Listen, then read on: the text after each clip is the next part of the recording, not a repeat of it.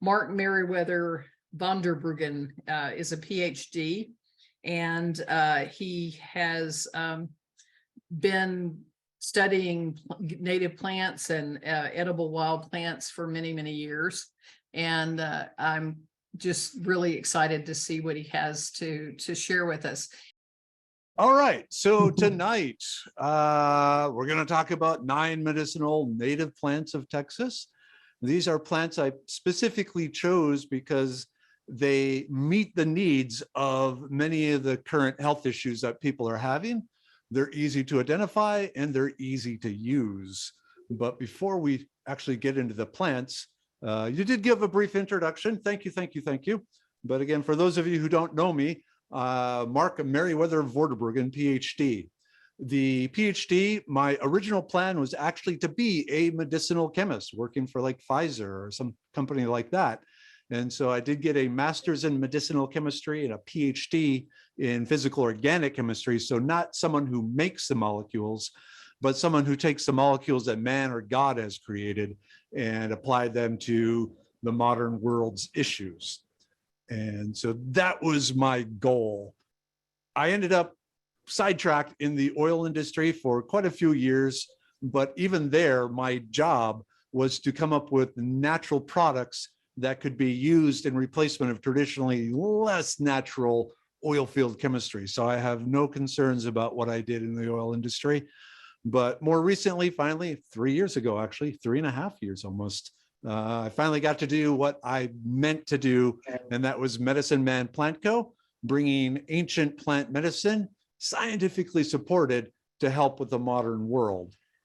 Of course, some of you may know my website, Vorderbruggen.com, currently has over 225 plants and mushrooms that are edible or medicinal, including range maps showing where in Texas they are, what time of year to look for them, recipes for them, how to turn them into medicinal concoctions, and if there's poisonous mimics, how to tell them apart, usually with side-by-side pictures.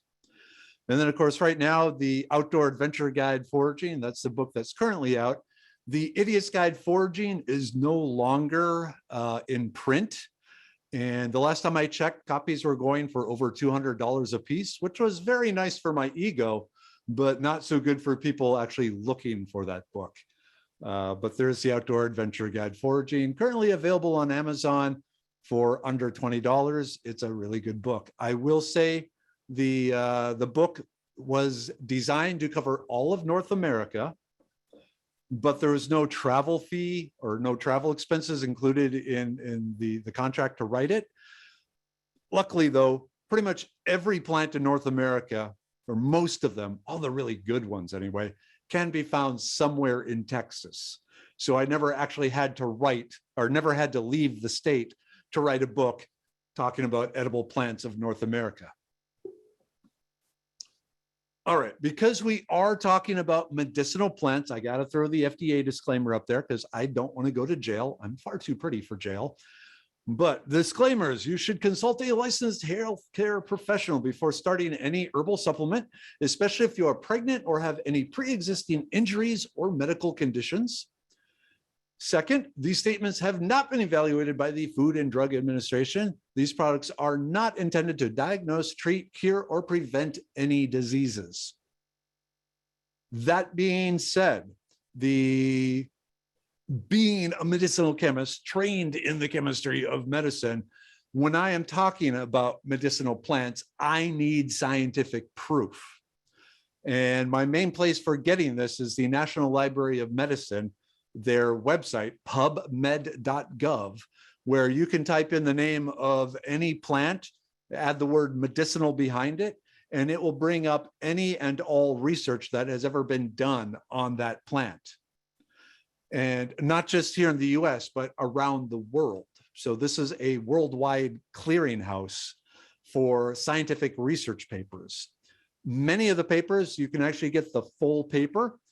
Some you can only get the abstract, and some all you'll get is the title and who wrote it. It depends on who actually paid for the research.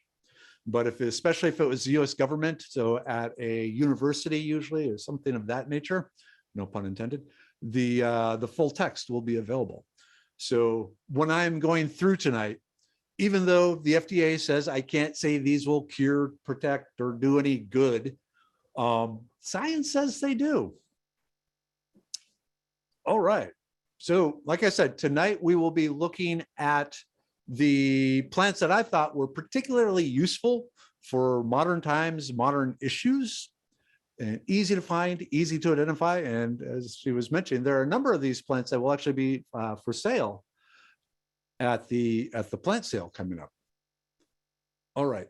What I like to do actually, and I'll require like Trisha or Catherine's help, after I finish talking about a specific plant, I will pause and ask for questions on that plant, and then answer like 2 or 3 questions. If there's more than 3, then we'll save the following 3 for the end. But I like to take at least the first 1 or 2 questions of the plant right there when I still have the plant slides up. So rather than waiting all the way to the end. All right, so without further ado, let's talk one more important thing. So how do you use these plants that I'm going to talk about tonight? And the 2 most common ways is what's called a tisane, which is just a fancy herbalist way of saying a tea. When you think about herbal teas, you're actually thinking about what an herbalist calls a tisane, because technically it is only tea if it includes the India tea plant. Otherwise, it's just a hot water tisane or infusion. So, but a tisane, the standard way of using these medicinal plants as a tea is 1 tablespoon, heaping tablespoon of the dried plant in 8 ounces of hot water. You steep it in there for 10 to 15 minutes, strain it out, let it cool down to a safe temperature, and then drink it usually 2 to 3 times a day, depending on the issue and what sort of results you're getting from the plant. On the tincture side, a tincture is where you infuse an alcohol with the plant materials. And in this case, you would do 2 ounces of dried plant material in 5 fluid ounces of 80 to 100 proof. So for every 2 weight ounces of dried plant material, you want 5 fluid ounces of 80 to 100 proof alcohol. Traditionally, it would be vodka, because vodka is basically just water and ethanol.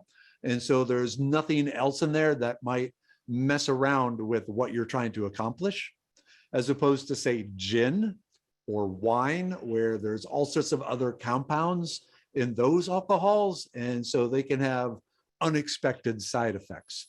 So ideal, 80 to 100 proof vodka. In this case, you want to steep the dried plant in the alcohol for 6 to 8 weeks, shaking every day. And then when it finally comes time to start using it, usually you'll take 3 to 6 teaspoons per day of this tincture. Now, once it's made into a tincture, the consensus is by both herbalists and science that it's good for pretty much forever. Whereas if you are using dried plants, after about 2 years, you want to replace those dried plants with fresh plants. At that point, you'll still have between 80 and 90% efficacy of the dried plant material that you're using to make the tisane. But just to have 100%, you're going to go with the replace it at least every 2 years. All right. Are there any questions on how to make a tisane or tincture or their use? So we will pause here for a few seconds. So Mark, I'm not Yes. seeing anything in the Q&A. Okay. Then we will continue on. And we can always at the end, if you decide you missed something, we can go back. But all right. So you mentioned frog fruit. I love frog fruit. So this is a great ground cover, especially for full sun sort of areas. If you're not familiar with it, it does have the opposite leaves. It has the small little white clusters of flowers. It is a creeping ground cover. I see a hand raised, Catherine. Is that a question? Yes. Or, okay. So And there was a question about replacing or adding more. Adding more. Okay, let me I'm open the not chat. sure. It's Normally I from keep, yeah. Lauren. Because I normally keep the chat closed because otherwise it's distracting to me. That's why I have the questions asked. So when Dry you are plant to asking a tincture. question, yeah. Sorry, can you add more dry plant to a tincture? Yeah, so you can, but then you would alter how much you're taking per day. One of the nice things about doing this ratio is it's basically the ratio that herbalists have developed over really hundreds of years, maybe even thousands of years of testing. And it's a pretty good base starting point. If you do add more, you may get more out, but the end result is when you make it again to get the same results, you have to make it the same way each time. So I guess that's what I'm trying to say. When you make these, if you decide to add more plant or, or less plant for that matter, and you figure out how much you need to help you, you need to just do that same ratio from then on out. So then everything stays the same. Scientists like repeatability. And one of the ways of getting repeatability is by using the same amounts of everything each time.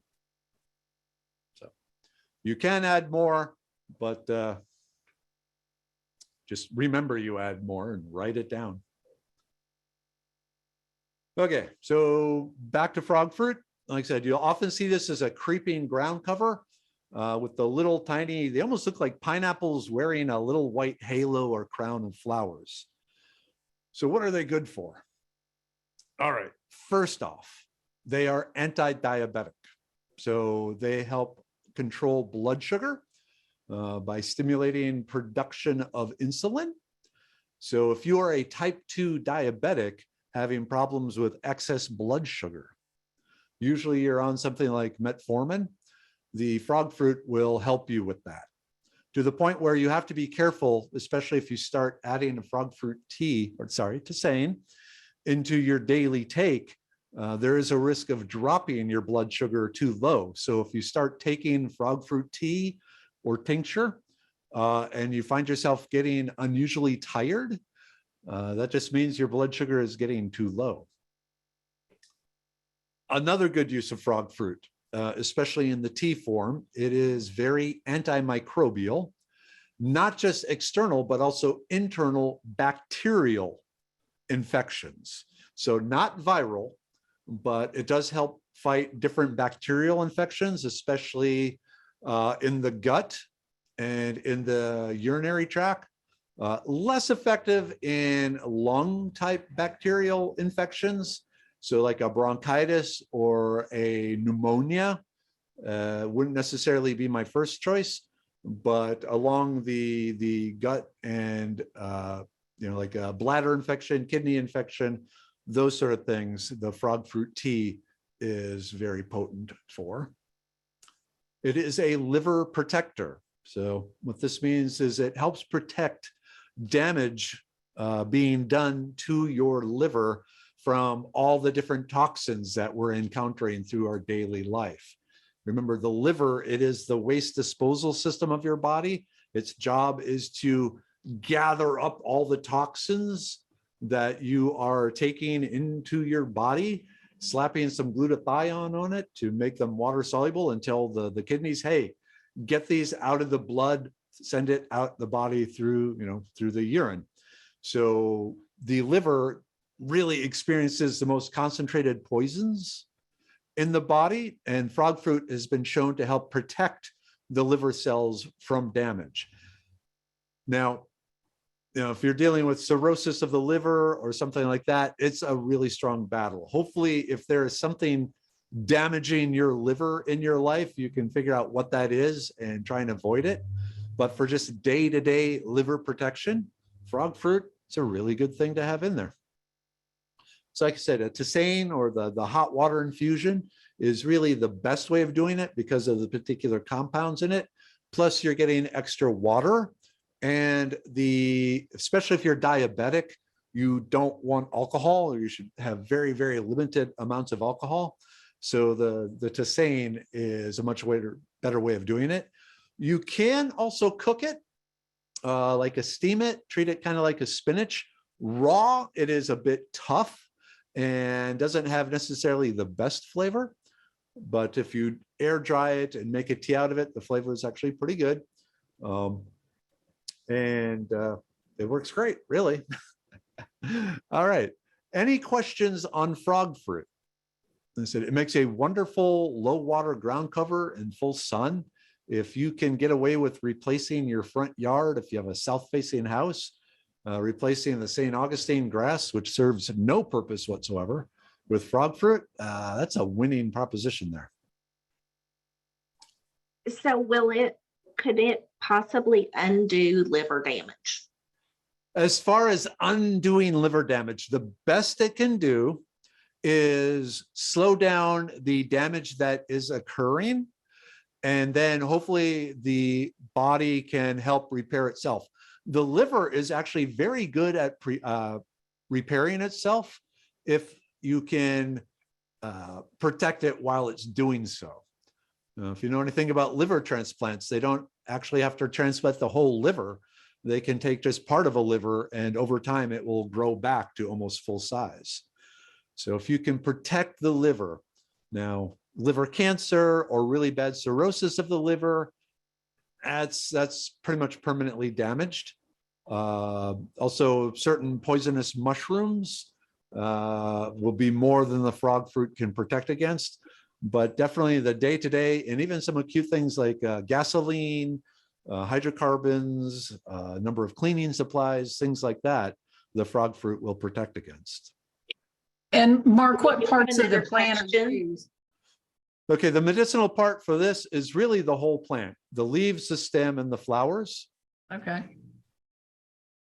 And we do have another question. Does the frog fruit need to be dried first to make the tea? Yes, you want to air dry it. You want to give the enzymes time to break down the cell wall. So when you put it in the hot water, there's escape routes for the medicinal things. Let's just talk about that quickly, because maybe not everyone understands this.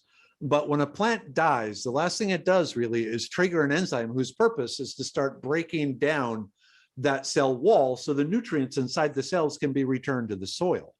That's why when you're freezing green beans, you blanch them first. You stick them in some boiling water to screw up that enzyme. So when in the freezer, that enzyme isn't still chopping them up. But you want to let the plants air dry for about 2 weeks. What will happen then is you will have holes through the cell walls. The water will escape. And once the water is gone, that enzyme stops. But you've pretty much made plant jerky, but with lots of holes through the cells. So when you put it in the water, you got an escape route. Do not heat dry it. Do not use a dehydrator. Do not use your oven, because that will force the water out.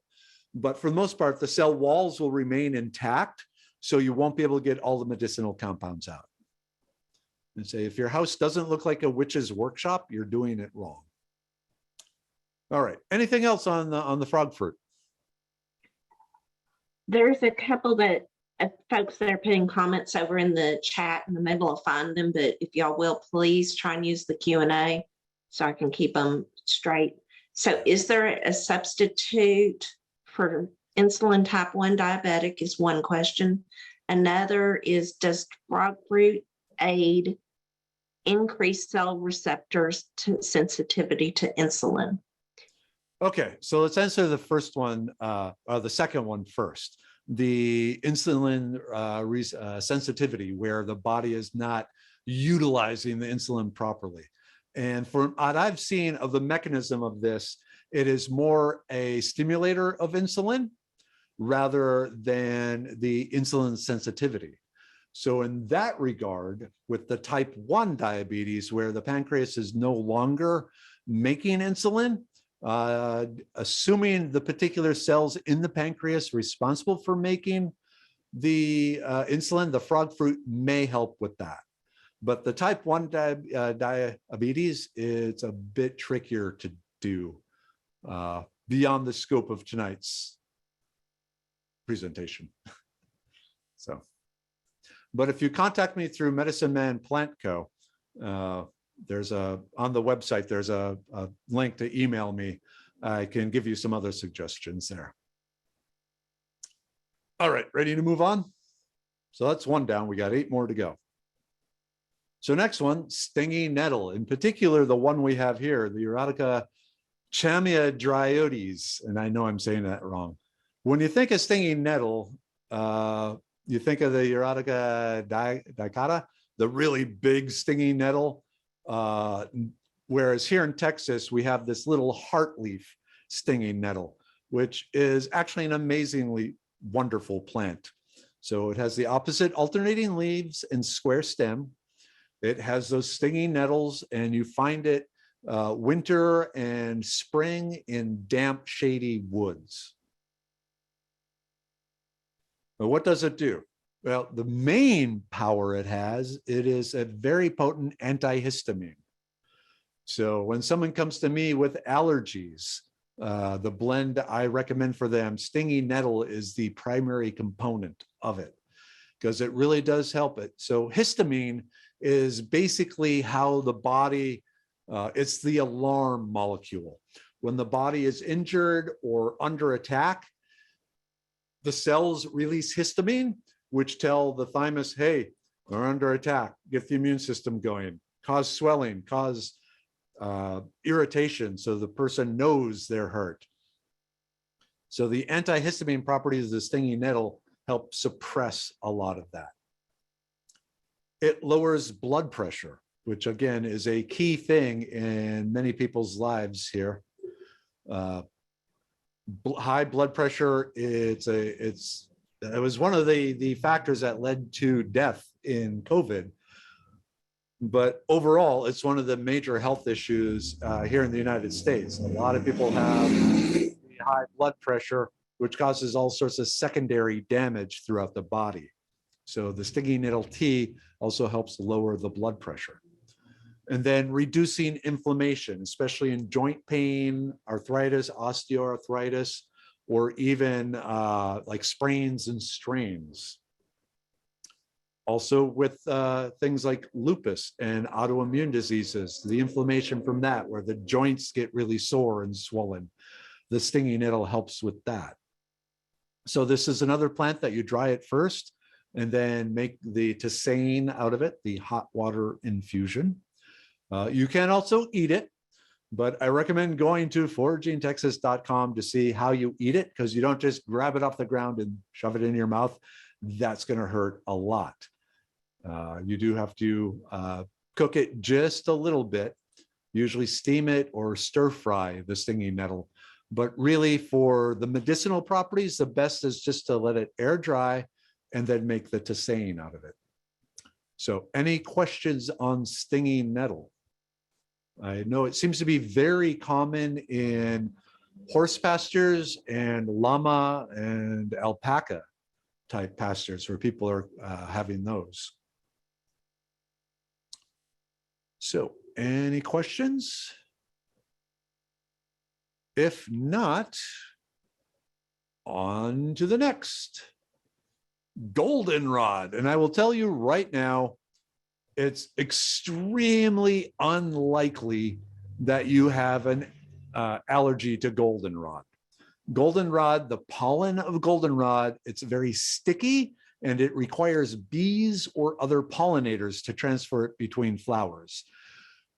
At the same time that goldenrod is blooming, ragweed is blooming, but ragweed flowers are tiny and green, and most people don't recognize the ragweed flowers as flowers, but ragweed is a wind pollinated plant. So it is pumping all sorts of pollen into the air, and that's what's causing the allergic reaction in most people. But they see the goldenrod, it's the only flower around, and so it gets blamed. So identification of the goldenrod. Just an important thing here in Texas, there are 19 different species of the goldenrod. So 19, all of them are believed to have the medicinal properties that I will talk about next, but 19 different goldenrod species. So to identify it, it will have the alternating leaves. It will have a round, smooth stem, and it will have the gold flowers in the fall. You will find it in sunny fields and disturbed areas. So this is another plant that can handle just absolute full sun and even very little rain. And it goes, yeah, I like this. I can do this. Medicinal properties. So one of the key things is it's a strengthener of vascular tissue. The best way to understand what this means is varicose veins. So varicose veins occur when your capillaries become more porous than they're supposed to be. And so you get more blood coming out than is coming back in. And so the blood gathers and just basically the red blood cells die and collect around the capillaries, especially in the lower extremities, where there just takes a lot of force to get the blood up. So goldenrod has actually been shown to reduce the varicose veins. It only takes about 2 months for the capillaries to reseal and be rebuilt to the proper level of porosity. It takes another year, though, for all the dead blood that makes the black swollen varicose veins noticeable to be broken down and reabsorbed. And it can even take longer than that. But strengthens vascular tissue. This is a very good antimicrobial. And let me just say, with the goldenrod, it's both the leaves and the flowers have all these properties. I prefer taking the leaves just because the flowers are usually the last flower of the season that bees use to collect the nectar to make their honey for the winter. So if you take the flowers in the fall, you're depriving bees of food. We don't want to do that.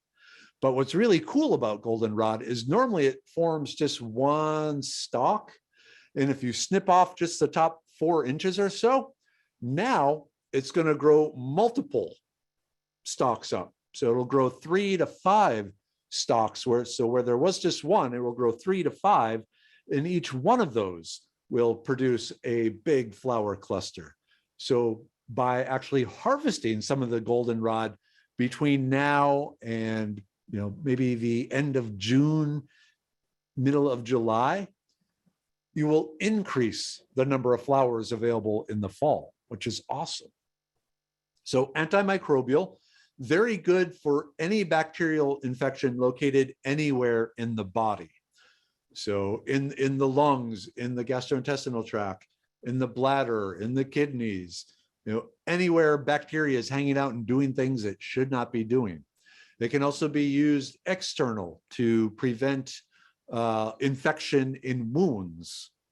And for that, again, you still make the tisane out of it, and you just wash the wound out with the concentrated goldenrod tisane to prevent any bacteria from taking over in the wound.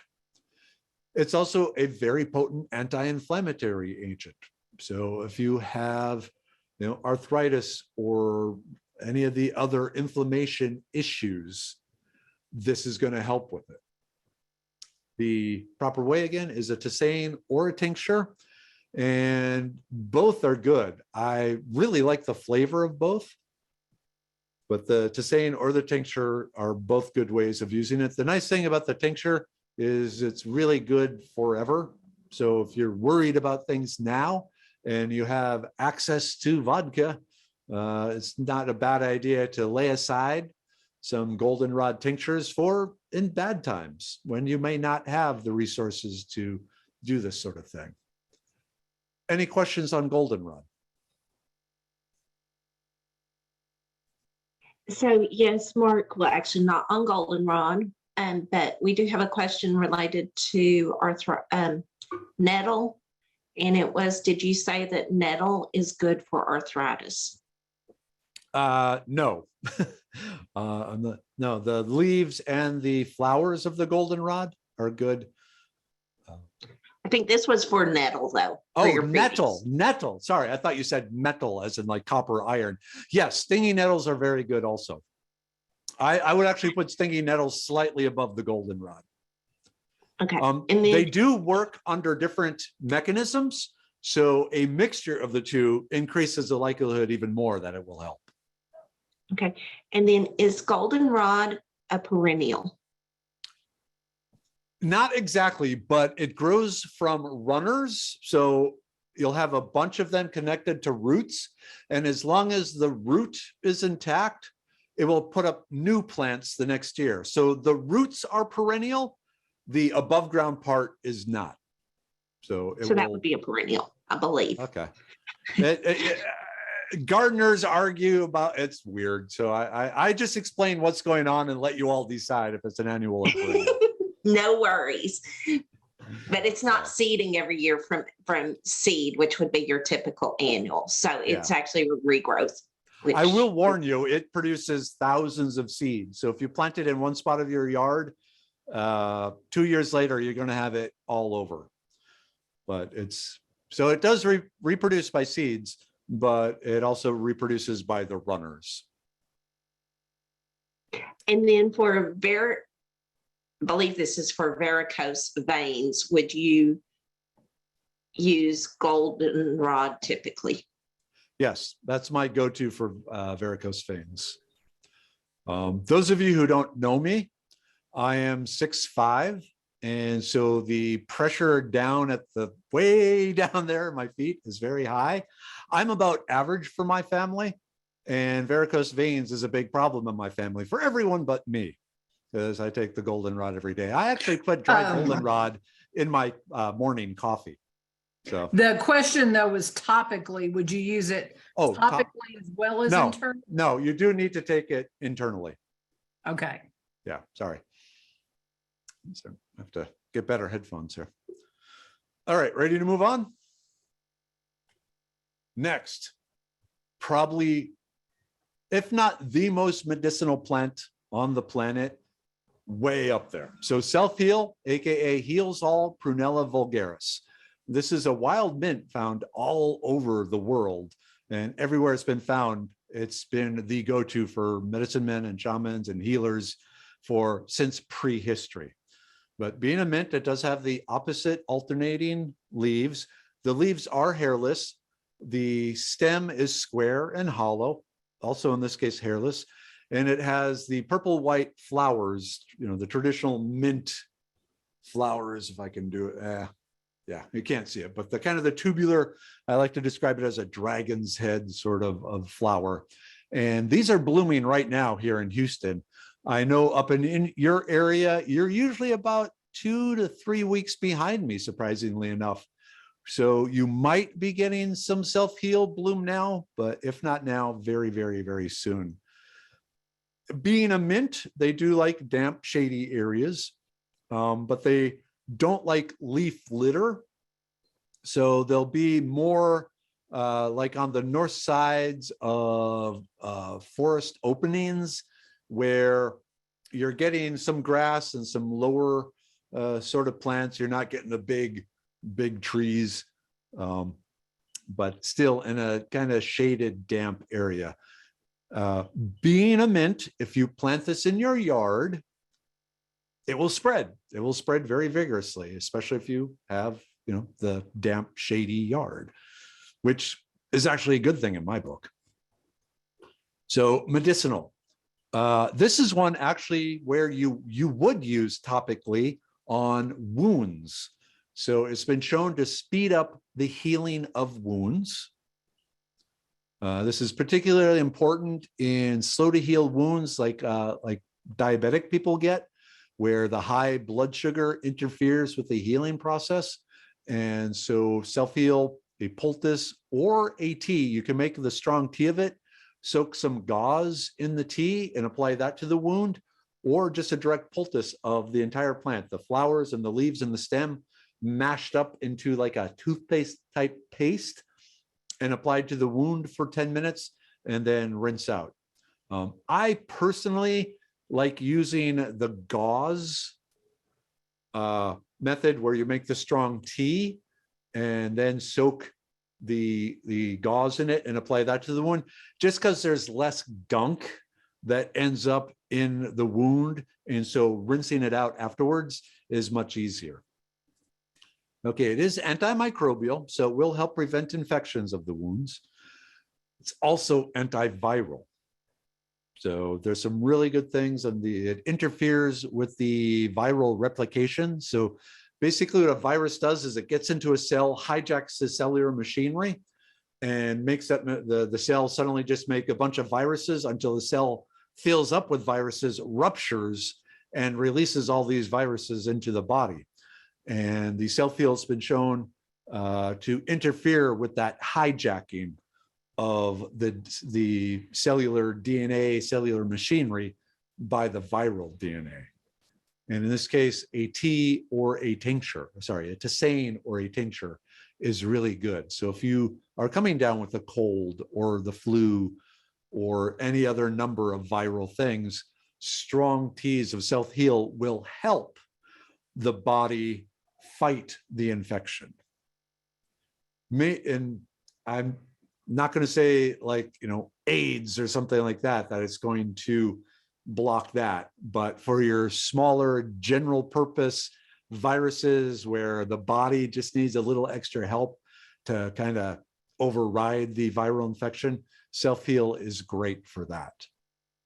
And as I mentioned, for a wound, a poultice, and then for the others, a tisane or a tincture. Any questions on the self-heal? Absolute wonderful plant.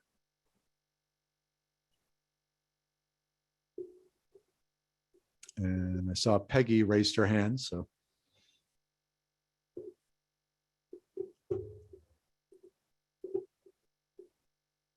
Okay. She wanted, well, we have a question about, do we use the leaves and the flowers? The whole thing again, all Okay. the aerial parts of the plant, waste not, want not. Okay, and it should be dried. You don't want to use the fresh even for Right. the poultice. Okay. Well, okay, for the poultice, you can use it fresh, but I even still prefer dried because you really do, when you're just mechanically rupturing the cells, you're not going to mechanically rupture all the cells. When you're letting the enzymes break down the cell walls, you are going to break down all the cell walls. So the dried will be have a better release of the medicinal compounds. In all my years of exploring outdoors, I don't think I've ever come across this plant. Really? Is it pretty widespread in Texas? Yeah, I was up in Taylor just a few weeks ago, and there was quite a bit there. Also in Palestine, I've found it, Nacogdoches. So, and if you go to the Foraging Texas website, it includes not only maps at a county level for Texas, but also North America as a whole. What states is it found, and Canadian provinces? But yeah, it's surprisingly common. Okay. One of the things I like about it is it has a very distinctive flower head. None of the other mints make this kind of a beehive topping pyramid sort of flower head. So once you see it and recognize it, you're going to start seeing it a lot of places. All right, moving on. Oops, I need to click the button here. All right, horse mint. And again, here in Houston right now, the horse mint is in full bloom, and it will be in full bloom for probably another month or more. But this is another mint. It has the opposite alternating leaves. It has the square hairless stem in this case. Right now, it will have these spotted white flowers in the spring and summer. And underneath these flowers will often be a kind of a purple or pink sepals. So like on the picture here, and actually if we go to the next picture, oh, you find it full sun, sunny fields. So you'll have kind of the white or off-white spotted flowers, and then these pink, just, I want to call it like a tutu around the flowers there. So very, very, very distinctive, very strong smell, very aromatic. It smells somewhat like a cross between oregano and a sweaty horse, or a hot, sweaty horse, hence the name horse mint. So the tea is also pretty strong flavor. I recommend adding some other things like rose petals or blackberry or something like that to kind of mellow the flavor some, because it is a strong flavor, but it is very antimicrobial. Of the different antimicrobial plants, this is actually my favorite, more so than goldenrod, more so than frog fruit. But very, very potent antimicrobial, again, anywhere in the body, lungs, gastrointestinal tract, bladder, kidneys, external also. Anti-inflammatory, on par with goldenrod and stinging nettle. Stinging nettle is still my top one. Goldenrod and horse mint are just below it, but a very good anti-inflammatory thing for any sort of joint pains or other sort of arthritis type issues, lupus inflammation, any of that sort of thing. It's a strong expectorant. And like going back to COVID, where part of the issue is people's lungs start to fill up with gunk. And so to try and expel lung cheese, horse mint tea is very good for that, because it really does a good job of loosening and thinning the phlegm and helping you just get it out. And in this case, again, you would be going with the tisane. The particular compounds are particularly water soluble, and adding alcohol to it actually reduces its potency some. So you want to use these dried flowers, leaves, stems in hot water, not in alcohol. So you do want to harvest this, stock up a lot, and then next year stock up more. Any questions on the horse mint?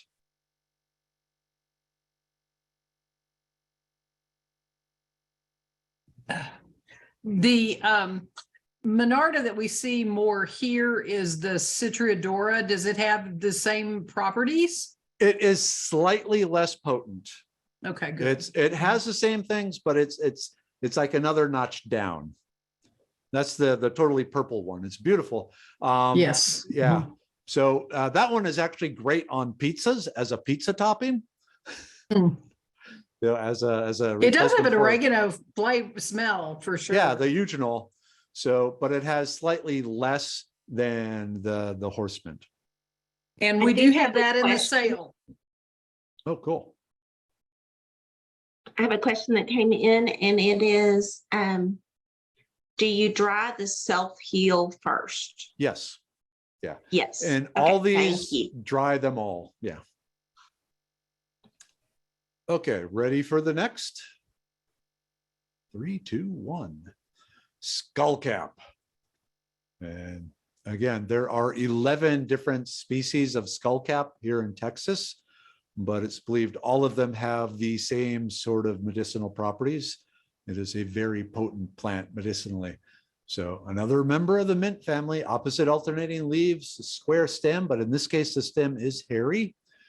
It has the blue or pink flowers, and it's not as visible on this picture, but on the next one, the seed pods have this distinctive skullcap shape, like a yarmulke thing. And depending on the type, you'll find the Drummondii in the sunny fields, but there's also ones that do quite well in shade.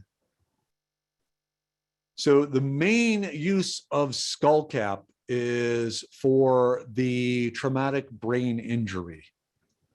Skullcap, it has some really interesting compounds that reduce the swelling of the brain after an injury, and also offer other protective properties to a suddenly damaged brain. So if you have a kid in football, and that's a good way to end up with a concussion, this is something you may want to just have on hand in case. So traumatic brain injury. It's also a very potent anti-anxiety. So it helps you just kind of chill out. At the same time, though, it is somewhat of a sedative. so it will also make you drowsy. The mechanism and what's going on in your brain with the sedative is slightly different than the anti-anxiety and the traumatic brain injury. But they are going to be like, if you want it for anxiety, be warned, you probably want to have some tea or some other caffeine with it just to kind of fight the sedative effects. But with the traumatic brain injury, really, you want the person to rest. So the sedative is very good. Now, if you are using it to help someone after a traumatic brain injury, please let your doctors know, or their doctors.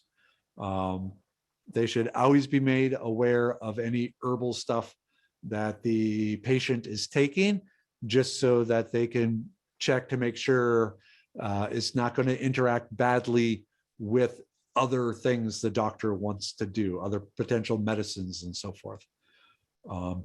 People have a tendency to think it's natural, so there are no side effects. And anything that causes a change in the body won't just cause one change. There will be other changes too. And whereas the side effects are generally not the sort of things you see listed on pharmaceutical commercials, it's still something that the medical professionals need to be aware of if the patient is taking it. And this is one, again, that makes a very good tea for any of these sort of properties. And you can see the skull caps. Hopefully you can see my mouse pointing to these. They're little disc shaped or raindrop flat discs that have kind of a cup shape that would kind of fit on the skull. So again, here in Texas, there is 11 different species of it, and they all are believed to have these medicinal properties. And I do want to remind folks, we do have several skull caps available in the sale. Yep. It's definitely one I grow in my medicinal garden in my backyard. Any questions? All right. If not. Yes, we do. Whoop, Sorry, whoop. it takes me a minute to find Okay. my little unmute button. Yeah. So some of the questions are, must everything be dried? Can any be fresh? And in conjunction, and the second part of the question is, what's the best way to store these dried materials? Okay, so always dry the herbs. Again, when you allow it to air dry, there's enzymes that break holes through all of the cell walls, so you're getting the maximum amount of medicinal properties. The formulas I gave at the very beginning of the presentation are all using the air dried. If you dehydrate it, put it in the oven, something like that, you're not going to break down the cell walls. So the potency of your medications are going to be much lower. As far as storing it, after about 2 to 3 weeks of air drying, this stuff should be ready. Once it kind of crumbles, at that point, you want to store it in some sort of airtight container out of sunlight and even away from all the LED and fluorescent lights we have in our houses now, because those put out wavelengths of light that can over time damage the compounds in the leaves. It's really recommended amber glass.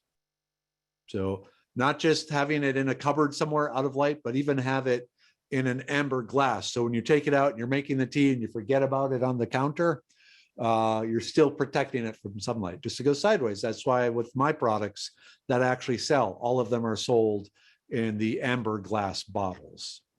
So airtight containers, someplace cool, someplace dry, someplace hidden from the light in between when you're not using it. Any other questions?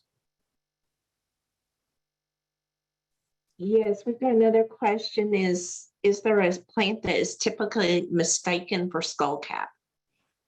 Okay, here we'll go sideways here for a second. I tell people as a forager or as someone trying to identify plants, if you can count to 5, you have the necessary skill set to properly identify a plant. With skullcaps, there's really nothing that looks like it because nothing else has these little skullcap little seed pods. So when I say if you can count to 5, if you can match 5 structural features of the plant you're looking at versus a resource guide, my book, or, Sam Thayer's book, or John Slatterly's book, or Foraging Texas website. If you match 5 structural features, you'll have identified it well enough to use it. And these are like how the leaves are arranged, where the leaves are arranged, where the flowers are, what color are the flowers, what petal, how many petals do they have, what time of year is it, where is it growing. There's lots and lots and lots of different structural features, but if you can match 5, then you're within the realm of properly identifying it to the level of using it. But like I said, in the case of skullcap, nothing else has these little skullcap sort of seed pods. Any other questions? All right, moving on. Prickly pear cactus. So when it comes to prickly pear cactus, or the Openita species, there's somewhere in the 90s as far as how many different species there are of it. Again, all of them are believed to have the same medicinal properties. So it doesn't matter which one you find as long as it is a prickly pear. And these have the large flat pads that have both the long thorns and the tiny little glochids. In the spring, they'll have yellow-orange flowers. In the fall, they'll have purple or red fruit, and you'll find them in sunny fields. Medicinally, they're awesome. So one of the first things is blood sugar control.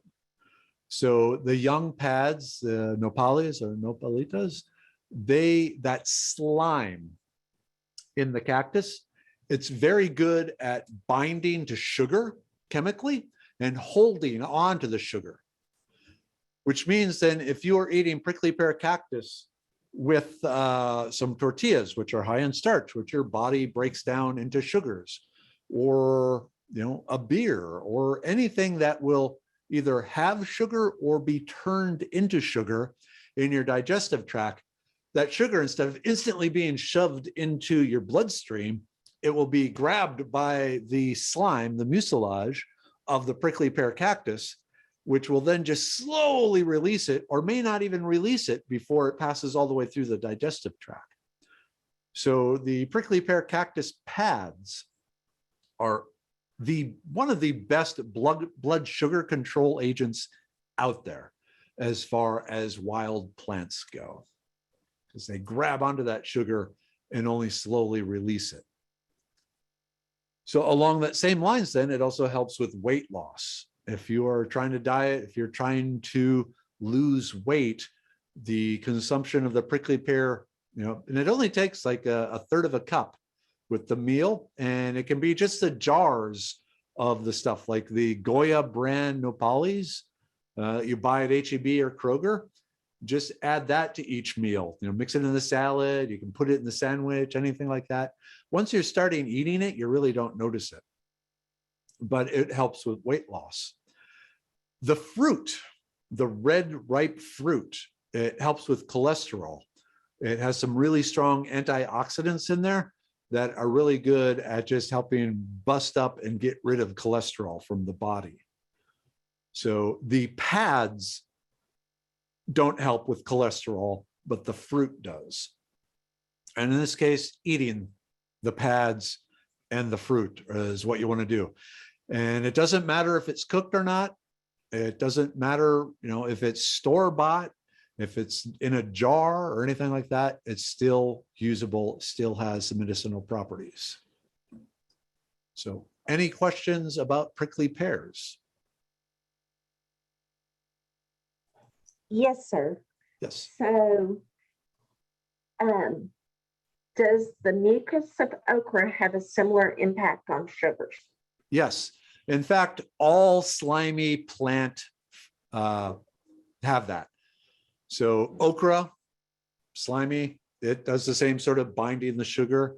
And the wild plant, aloe vera, like the slime from aloe vera plants will do it. I will warn you, that's very bitter. Wild violets, spiderwort, even chickweed. But yeah, any of the slimy plant foods that mucilage that makes that slime, all of it binds the sugar. So they all work as a way to help control blood sugar. And then also And then helps there was with, a question, I believe you commented on it, but do you eat the pads cooked only? no, they can be cooked, raw, pickled. It doesn't matter. They retain their properties. Every And someone's morning, being- every morning I chop up a third of a cup of it and add it to my scrambled eggs, and it's good.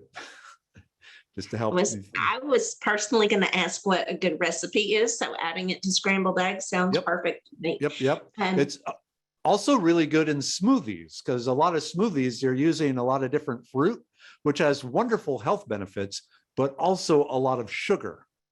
And so by adding prickly pear cactus into the smoothie, it helps bind up the sugar from the fruit that your body doesn't need, but allows all the other good stuff from the fruit to go into you. So very good. And then I think someone jokingly asked, but I'll go ahead and ask it, is does fried okra count? So you're kind of overloading the system there. I love fried okra, but you're better off with pickled okra. Because with the fried okra, you're really getting, not only are you getting the breading, which is starch, which gets broken into sugar, most likely you're frying it in some sort of canola oil, which has its own health issues. So stick to the pickled okra or gumbos. And what about, I guess, the fruit? Because the only thing I've done is make jelly with it. So yeah, and that probably jelly, negates the so, benefits. well, okay, so the fruit does not have the blood sugar control or weight loss. It does help with the anti-cholesterol, but again, yeah, what I like doing is actually juicing the fruit, just squeezing the juice out and drinking that. But you can also put the Thank you. I'll fruit have to in try the, that. yeah, you can also put the fruit in your smoothie. They're very sweet. The fruit to me tastes almost like raspberries if you get a good one. All right. Any other questions? We're getting close to the end here. Next up, We do. How do you remove prepare the pads to remove the spines? Okay, that's one of the benefits of buying them already in a jar because the spines are removed. But yeah, to remove them, what I do first, you got to get them in the spring when they're still young, and the big thorns are still more like little green kind of nubbins. I don't know how well you can see on the pictures here, but you have these little sort of things that will eventually turn into the big thorns. But I will just run my knife across the back and front surfaces of the pads and on the sides and just scrape them clean. Or if I'm in a hurry, I will burn the glochids off either with a propane torch or just over a fire. So the little glochids and the thorns, you hit them with flame and they will shrivel up and no longer stab into you. And So I if you would want- suggest that you harvest them with a pair of long tongs. Yes. Yep. And they will go through leather gloves, the little glochids. Yes, they will. Yeah. Any other questions on the prickly pear? I think that covers us for now. Okay, Passiflora incarnata, the passion vine. This is a beautiful vine, has these alternating tri-lobed leaves, so they kind of have like a trident sort of shape there. They'll have tendrils wrapping around to help it grab onto and climb fences and trees and anything else. The flowers really look like some alien creature. And if you're lucky during the summer, you'll get these round kiwi-sized maypops, which is an edible fruit. But the fruits aren't edible really until late summer. But the medicinal uses of the passion vine or Passiflora, the leaves are a very potent sedative. In fact, a lot of the sleepy time tea that you buy in the grocery store now will list Passiflora as one of the ingredients. The flowers are really interesting because they are very potent anti-anxiety herb, I guess. And you can eat them raw. You can make the tisane out of it. I like them just raw. And then also the flowers help reduce the moodiness associated with menopause. The way these flowers work is they are loaded with a compound called GABA aminobutyric acid, which the brain turns into serotonin. The issue, though, is if you consume something with GABA, it can't cross the blood-brain barrier. The GABA has to be made in the brain.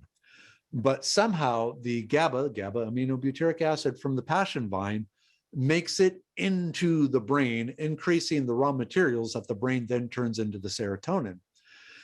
So the big thing right now that the medicinal chemists are looking at is we believe there's another molecule in the passion vine flower that unlocks that blood-brain barrier, allowing compounds that wouldn't normally be able to cross it to cross it.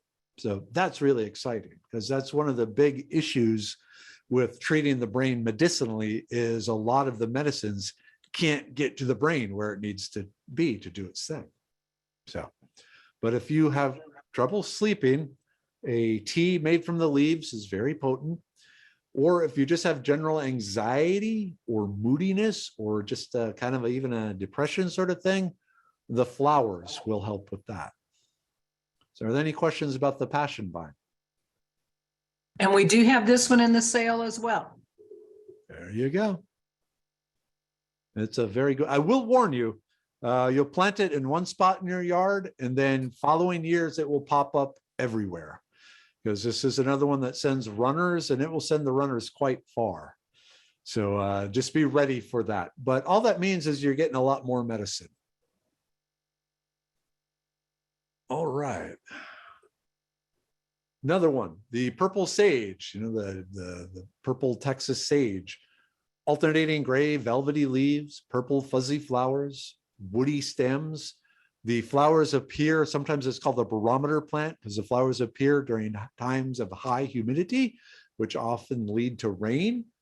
And this loves full sun. If you leave it in the shade, it will never get its full glory. It will just stay kind of small and spindly. So if you want this plant, you want to plant it in an area that just gets absolute full sun.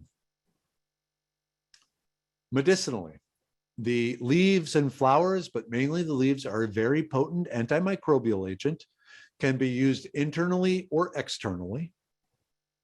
It's the tea made from the leaves is a very good decongestant. So if you have a head cold or stuffy head, congestion, the tea will help that break that up. And it is a cough suppressant. So if you're about to head to the opera or ballet, and you don't want to be annoying everyone around you, the purple sage tea will help suppress coughing. And again, you want to make this in the tisane, the hot water version from the leaves. You can use the flowers, but the flowers appear just randomly. And when they do appear, the bees go crazy over the plant. Again, as a bee lover, I will let the flowers stay for the bees and just use the leaves for the medicine. So any questions about the purple sage?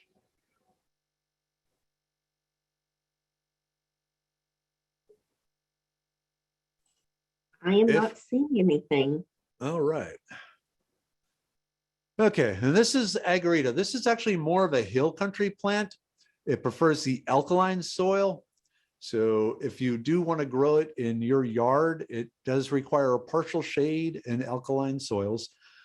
I will tell you the Oregon grape has all the same medicinal properties that I'll be mentioning, but the Oregon grape isn't native. But the Agarita has the sharp 3-leaflet leaves, yellow flowers with red berries. And if you, this is a hill, mainly a hill country plant. And if you're up in the hill country, going up there in the next 3 weeks or so, you will see these plants covered with red berries. The red berries are absolutely delicious. Go ahead and eat them. But it has a very distinct yellow wood if you cut it open. very yellow. And this yellow is due to a compound called berberine, which has some really amazing medicinal powers. First, it's extremely potent antimicrobial. Internally or externally, the berberine, the yellow compound, the yellow molecule, will fight infections anywhere in the body. The berberine also interferes with the transfer of sugar from the digestive tract into the blood. So it doesn't do anything with the insulin. It just interferes with the sugar's ability to pass into the blood. And so it's great for helping control blood sugar. But the most important property, immortality. So let's talk about that. I can't promise you will be immortal due to this plant, but berberine has a really neat power that it helps maintain the length of telomeres. Telomeres are the strands of junk DNA that protect your good DNA from damage. And scientists have shown that the length of, when you're born, you have like really long telomeres. Let's see here. But as you age, those telomeres get shorter and shorter and shorter and shorter from the damage they suffer protecting the good DNA. The physical aspects of aging, like the saggy skin, the balding, the crankiness, all the stuff that occurs as you get older, can be directly correlated with the length of the telomeres. And berberine maintains the length of the telomeres. With things like fruit flies and guinea pigs and lab rats and monkeys, they've added an extra 25% to 200% to the lifespan of the creatures by giving them doses of berberine. There's a whole bunch of people out there right now that are taking berberine every day with the hopes of, maybe not being immortal, but definitely maintaining their youthful vigor and physical abilities by protecting their telomeres. Now, this berberine is not water soluble. It needs to be dissolved in alcohol, and usually above 100 proof. So this is the case where you probably want like a Bacardi 151 and just make a cocktail with that every night and use a bit of agarita as a swizzle stick and just swirl it in your cocktail for about 30 seconds before you add any of the other stuff to your cocktail. And you will get the berberine you need. An amazing plant. Any questions on the agarita? Not on agarita, but the question was on the purple sage. Is that the same as Texas Ranger? Yeah, and there's like 3 or 4. Texas sage, I guess is the other. Yeah, all the leucophyllum. Yeah, all 4 of those, I believe there's 4 in Texas, all have these same medicinal properties. But they need to be the leucophyllum sages, not, correct. There's another Texas one that I saw called that they sometimes call Texas sage that's not in that leucophyllum. Okay. Yeah, there's the Sesno is. So sometimes there's a common name, Sesno or Sesnia. Senisa. Okay, thank you. Yeah, that one. Okay. On the agarita, is there any medicinal property to the berries? Not so much to the berries. However, the leaves are a very potent anti-nausea. So if you're dealing with car sickness or hungover or something like that, I will not recommend it for morning sickness because it has not been tested on babies and fetuses. But other sorts of nausea, it helps. The leaves, the dried leaves made into a tea, work really well.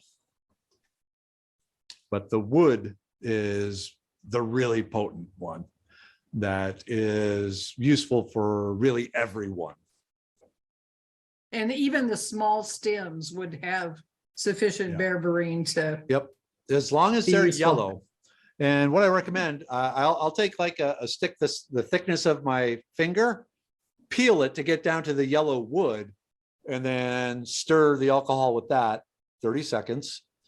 And over time, the yellow will fade. And then so you just carve, like another millimeter off to get fresh yellow wood, and you got all more berberine. So you can get a lot of berberine from these. Now, you don't want to overdo it because large amounts of it can lead to liver damage. That's why you just want to swirl in, like a Bacardi 151 or a stronger whiskey or rye for just 30 seconds once a day. A question, and I'm not sure if it means where can you find azurita that looks like it's a tree, or I'm not one. Yeah, it's actually about a 4-foot tall bush. It doesn't really get any taller than like 4 feet, which, and then it gets it is multi-trunk, so it can get like six trunk or 6 feet across. But you will have to, especially up where you're at, you'll probably have to amend the soil with quite a bit of lime. Or we're very alkaline in most of our cross timbers. Oh, okay, sweet. But Okay. it's probably more common in the rolling plains out towards Abilene area. Yeah. The Agarita, the Albertsons in Weatherford has hedges and hedges of Agarita that does Nice. beautifully. All right, there you go. It may be getting pruned a lot now, Yeah. It probably but it needs is good growing drainage right next too. to the railroad track. Oh, wow. Good to know. It doesn't grow down here in Houston, not in our soil. Ours is way too acidic. We're more piney wood. Any other questions on Agarita? Yes. Okay. I guess let me give you like 2. How long will a harvested stem last in storage? And then the second question is, do you still use a tincture with Agarita? Yeah, so you do want to do the tincture because the berberine is not soluble in water.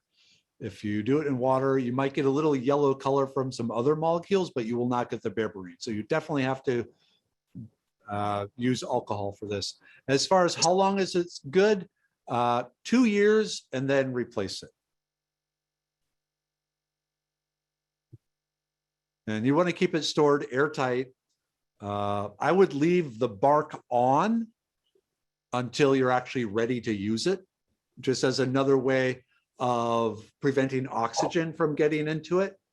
Because that's the main thing. The oxygen will just slowly react with the stuff and break it down that way.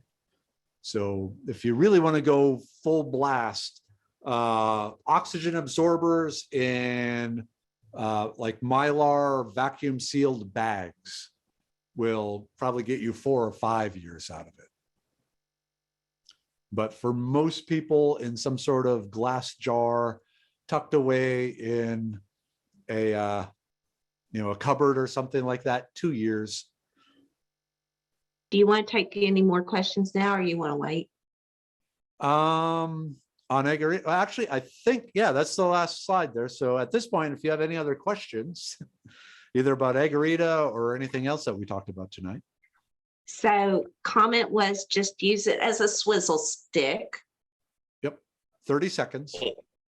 And then painted, just a comment that there's a place that's got some for sale right now. And then does Texas barberry have the same properties as Azurita? I want to say yes, because it is a Mahonia, isn't it? Or wait. Okay, I hate common names because even depending on what part of the state you're in, that's not also the one known as the Southern Wax Myrtle. I will tell you, Heavenly Bamboo, the Nandina, has it, and the Oregon Grape has it. I forget what species. What we commonly call Texas barberry is Mahonia swazii. Okay, yeah, that one. Yeah. It's a very common property in all the Mahonias. I'm excited about trying the agarita branches, but it is a difficult plant to find in the nursery trade. Yeah. It's so slow growing that it takes a long time to get a sellable plant. And I know that's part of the reason that a lot of people don't want to sell it. So definitely, we were looking for it for the plant sale, but we were not able to get any. One thing I recommend is drive around your neighborhood and look for people that have the heavenly bamboo or nandina planted in it. Knock on the door and say, hey, I'm from the Native Plant Society, and this is a really bad plant. Here's a list of plants that would look good there in place of it. And if you replace it, can I have this one? Because I want to do something with the wood. I've already ripped all mine out. Yeah. Like I said, the fortune favors the bold, especially when it comes to foraging and asking people for their plants. Yes. 2 years ago, I bought the agarita at Nature's Way Resources. Are y'all familiar with that nursery? No. I'm not. It's okay. It's near Conroe, Oh, really? Conroe, Texas, and it's I think FM 1488 and I-45, that vicinity. Nature's Way Resources. I'll have to check that out. That's actually kind of near where I lived. Good. That was it. Okay, cool. See, Wendy. Yes. Thank you.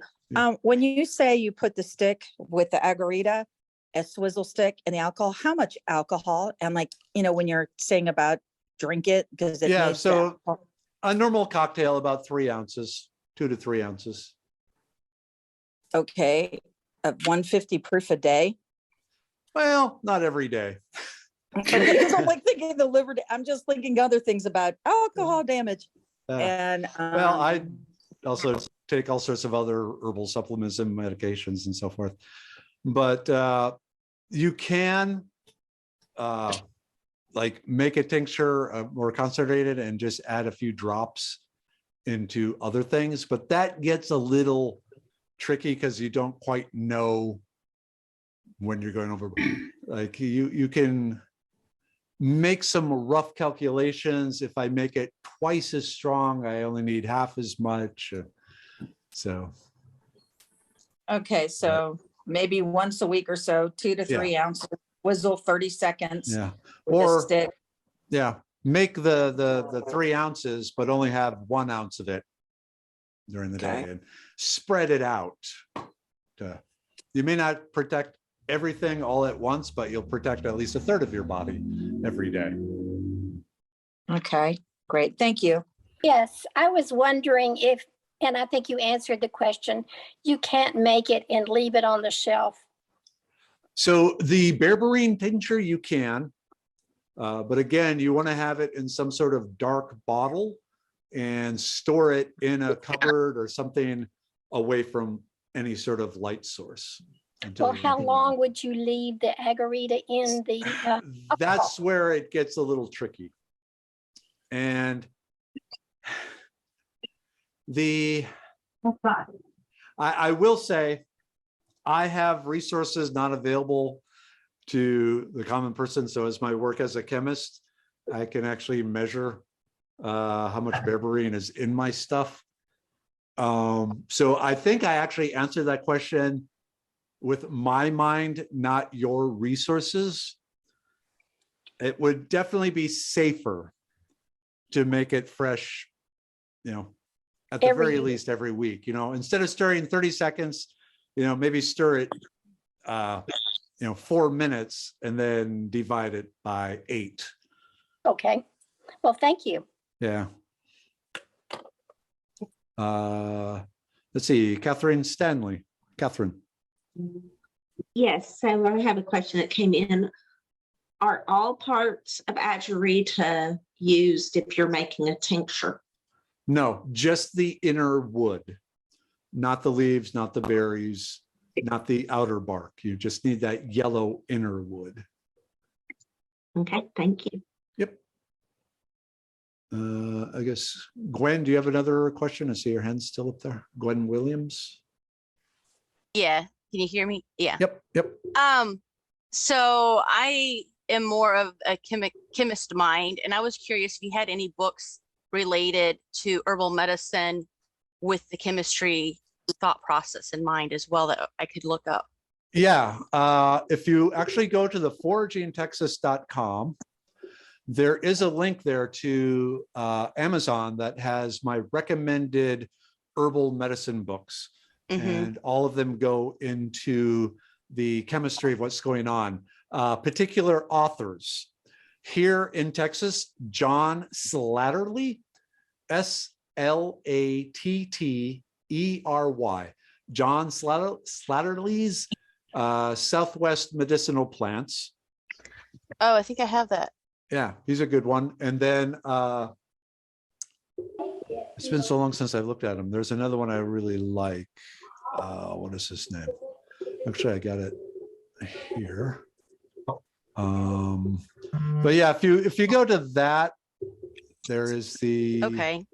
Yeah, and you might have to scroll around some as to where, but at the bottom of the pages. Oh yeah, on the bottom left-hand side, there's recommended foraging books and gear.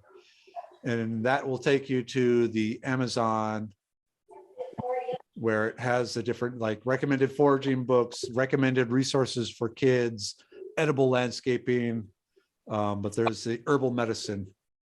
Okay. Yeah. Herbal medicine. Yeah. Yeah, I don't have that one yet. Yeah. Well, it's the herbal medicine books. Yeah, Michael yeah, Moore. Yeah. Charles W. Kane. He's the other one that's really good about the medicine or the actual chemistry. Charles W. Kane. Yeah, and he has Medicinal Plants of the American Southwest. Okay. Yeah. I'll have to look those up. Thank you very much. Yep. Risa Ann had a question earlier about do you use the leaves and the flowers, but I am not sure which plant that was on. So Risa Ann, if you want to unmute. I will say a basic rule of thumb, if you are dealing with a member of the mint family, throw everything into it. The leaves, the stems, the flowers. If it is a more woody type bush, then it will probably be more selective as to what parts you use. So like with the purple sage, it was the leaves. With the agarita, it was the wood. And then there was a question earlier from Wendy about how much tisane goldenrod in a cup, tablespoon. Like dried or I think that's if you're wanting to drink it is what I'm thinking, but maybe I'm wrong. Sure.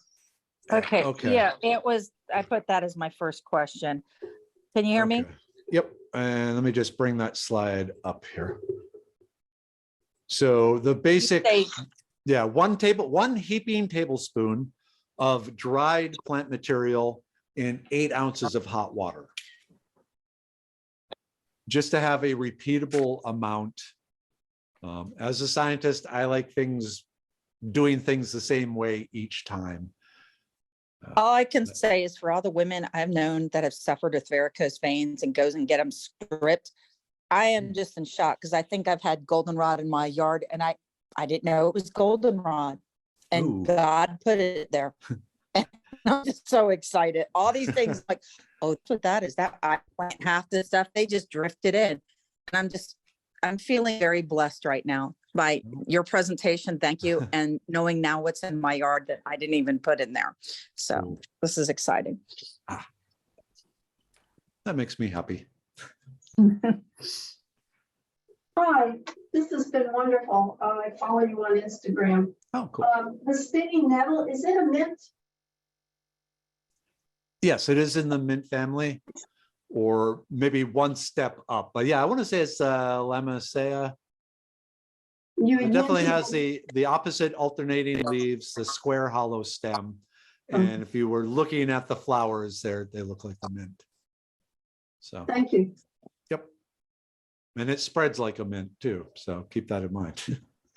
If you go to the foragingtexas.com website, like I said, it has 225 plants on it currently, how to identify it, multiple pictures of each, any medicinal properties, how to use it for that.